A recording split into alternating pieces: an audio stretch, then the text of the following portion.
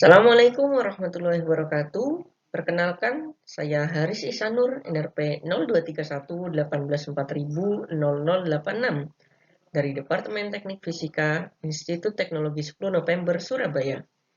Jadi pada kesempatan kali ini saya akan membahas mengenai salah satu tugas dari mata kuliah Sistem Instrumentasi, di mana dosen pengampunya yaitu Bapak Suyanto. Dan kami mengangkat judul Sistem kontrol laju aliran air menggunakan ultrasonic flow meter. Kita awali dari pendahuluan. Jadi, hal yang melatar belakangi kami menggunakan sensor ultrasonik ini dalam menentukan flow atau laju aliran air, yaitu kemampuannya yang dapat merambat pada medium padat, cair, dan gas tanpa merusak profil medium perambatannya.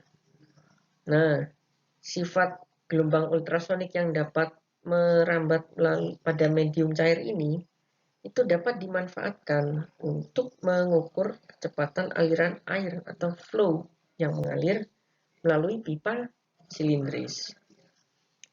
Nilai debit air yang mengalir pada suatu penampang itu dapat diperoleh dengan menghitung nilai kecepatan aliran air dikalikan luas penampangnya, sehingga kita bisa dapatkan debitnya atau flow.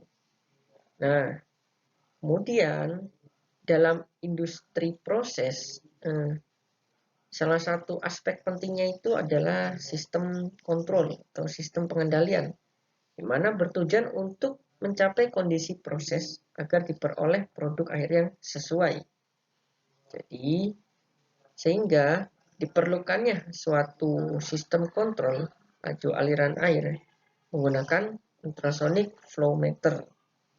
Dimana yang sudah disebutkan tadi, alasan kami menggunakan ultrasonic flow meter karena dapat merambat pada medium cair dan tidak merusak medium perambatannya itu sendiri. Nah, untuk permasalahannya ada dua. Jadi yang pertama itu bagaimana cara mengukur laju aliran flow air menggunakan ultrasonic flow meter, dan bagaimana merancang sistem kontrol flow menggunakan ultrasonic flow meter. Adapun tujuannya yaitu dapat mengetahui cara mengukur laju aliran air menggunakan ultrasonic flow meter dan dapat merancang sistem kontrolnya.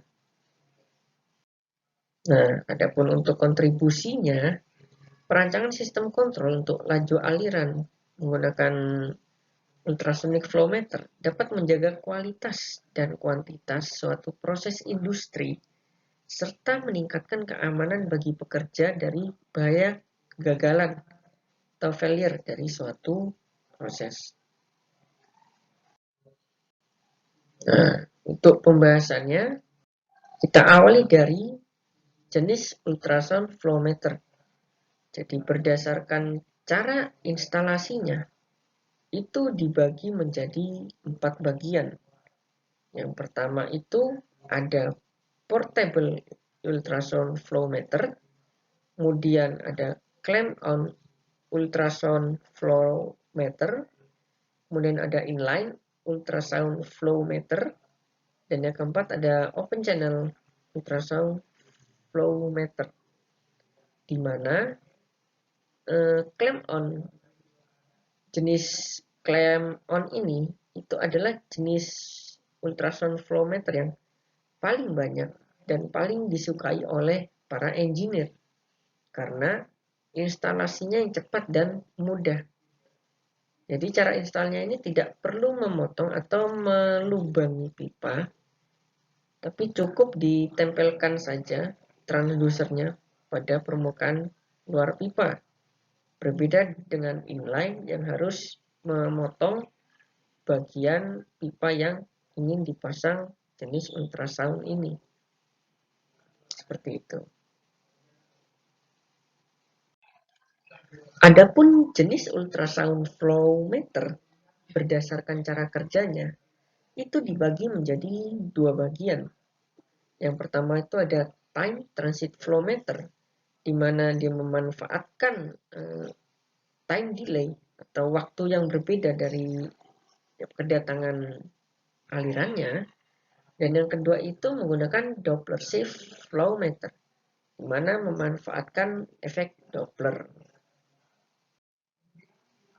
Nah, pertama-tama kita awali dari konsep dasar time transit flow meter. Bisa kita lihat di gambar bahwasanya time transit flow meter ini menggunakan waktu propagasi dari sinyal ultrasonik dalam suatu cairan atau fluida. Jadi pasang transducer atas dan bawah ini dipasang pada permukaan luar pipa seperti yang ditunjukkan pada gambar. Jadi setiap transducer bekerja baik sebagai pemancar maupun penerima sinyal ultrasonik. Jadi ketika sinyal ultrasonik ini ditransmisikan ke sisi upstream atau ke atasnya melawan arah aliran karena flow-nya ke kanan, maka waktu propagasinya itu akan lebih lama karena dia melawan flow-nya. Nah, di sisi lain ketika dia ditransmisikan dari sisi ke sisi downstream atau ke bawah, dia searah dengan flow, maka waktu propagasinya itu lebih cepat. Nah, artinya sinyal atau time delay-nya ini itu memiliki perbedaan waktu antara T1 dan T2. Nah, perbedaan waktu ini dia sebanding dengan kecepatan aliran.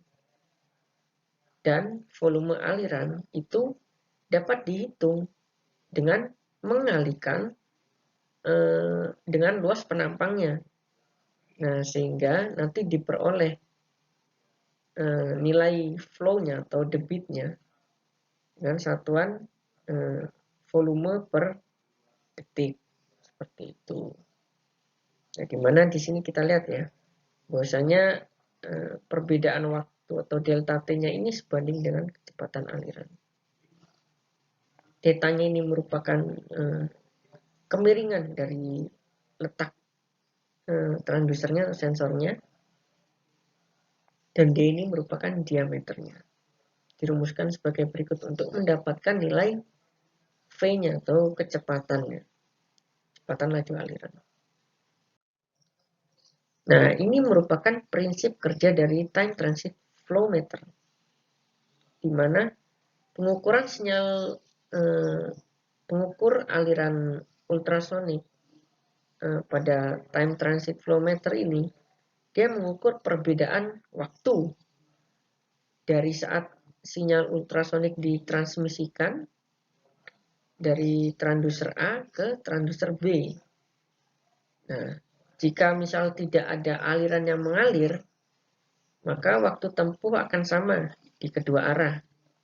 Nah, ketika misal ada aliran, jadi suara bergerak lebih cepat jika bergerak ke dalam flow yang sama atau arah yang sama, dan lebih lambat jika bergerak ke berlawanan flow-nya. Nah, sehingga menimbulkan perbedaan waktu atau delta T. Nah, apabila selisih waktu delta T ini dikalkulasi dengan jarak sensor ultrasonik, maka akan didapatkan velocity atau kecepatan. Nah, dari velocity ini didapatkan jika atau flow-nya ini bisa kita dapatkan jika kita kalikan dengan luas penampang pipa. Kan nanti akan dapat flow rate. Nah, lanjut, kita akan memahami terkait dengan konsep dasar dari Doppler shift flow meter. Jadi jenis ini itu beroperasi berdasarkan prinsip efek Doppler, di mana efek Doppler ini mengukur pergeseran frekuensi. Jadi frekuensi yang diterima kurangi frekuensi yang ditransmisikan. Nah, ini berbanding lurus dengan laju aliran. Berbanding lurus. V ini laju aliran. Nah, kemudian nilai ini dikalikan dengan diameter internal pipa untuk mendapatkan laju aliran volumetriknya atau flow rate-nya. Jadi nilai hasil V ini nanti dikalikan dengan diameter inletnya pipa atau luas penampangnya, sehingga kita bisa dapatkan flow rate-nya. Nah, kemudian ini untuk prinsip kerjanya sedikit berbeda dengan yang time shifting sebelumnya, di mana pada Doppler ini dia memanfaatkan pemantulan dari suatu kotoran yang terdapat pada fluida tersebut. Jadi agar flow meter ini dapat beroperasi pada Doppler shift ini, dia harus ada partikel padat atau gelembung udara di aliran untuk memantulkan sinyal ultrasonik ini. Nah, gerakan partikel ini menggeser frekuensi berkasnya yang tadi sudah dijelaskan, yang diterima oleh transducer yang kedua atau sebagai receiver. Nah, itu. Metode ini membutuhkan beberapa pemantulan partikel dalam fluida atau cairan, sehingga untuk yang Doppler shift ini itu kurang cocok apabila diterapkan untuk cairan yang bersih atau bening. Selanjutnya, saya akan menjelaskan mengenai sistem kontrol dari ultrasound flow meter. Nah, jadi berikut ini merupakan sistem kontrolnya. Jadi yang pertama itu ada sensor, dan sini sebagai detektor. Sensor ini berfungsi untuk mengatur variabel proses dari laju aliran atau mengatur flow atau mengukur flow. Mengukur, sensor itu mengukur. Nah, kemudian transmitter itu berfungsi untuk mengubah pengukurannya yang diterima sensor itu menjadi sinyal arus antara 4 sampai 20 mA. Misalnya sebuah sensor ultrasound itu mengukur flow sebesar 10 meter per second. Nah, kemudian transmitternya akan menerjemahkan 0 meter per second ketika tidak ada fluida yang mengalir dan kemudian mengirimkan sinyal 4 mA. Nah, karena terendah ya. Sebaliknya, transmitter akan menerjemahkan 10 meter per second flow-nya sebagai aliran maksimum dan kemudian akan mengirimkan sinyal dengan nilai maksimum juga, yaitu 20 mA. Nah, misal jika laju alirannya itu setengahnya, misalnya katakanlah 5 meter per second, maka transmitternya juga akan memberikan sinyal yang di tengah-tengah, yaitu 12 mA. Nah, kemudian lanjut ke power source. Jadi power source ini dia sebagai sumber tegangan dengan catu daya 24 volt DC.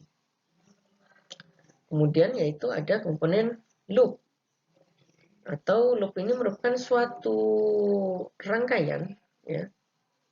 Suatu rangkaian yang menghubungkan sensor ke perangkat yang menerima sinyal 4 sampai 20 mA ini. Dan kemudian kembali ke transmitter. Nah, sinyal arus pada loop ini diatur oleh transmitter sesuai dengan ukuran sensor. Nah, rangkaian tersebut biasanya dihubungkan menggunakan kabel. Selanjutnya itu ada PID controller.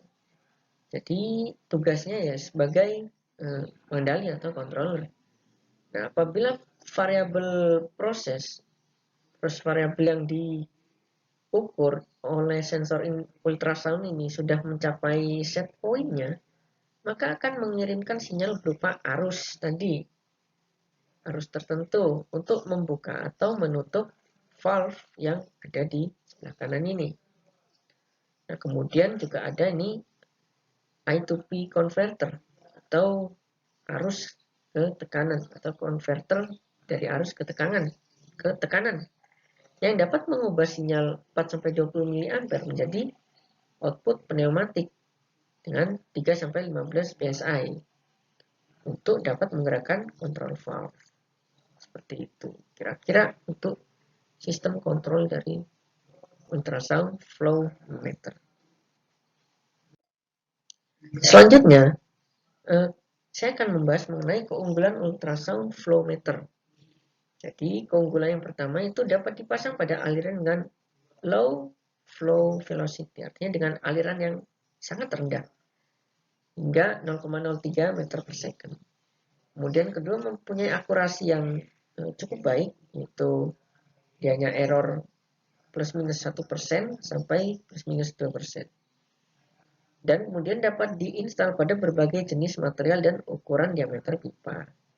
Kemudian dapat digunakan untuk mengukur flow fluida yang di mana fluida ini bersifat korosif atau menimbulkan korosif.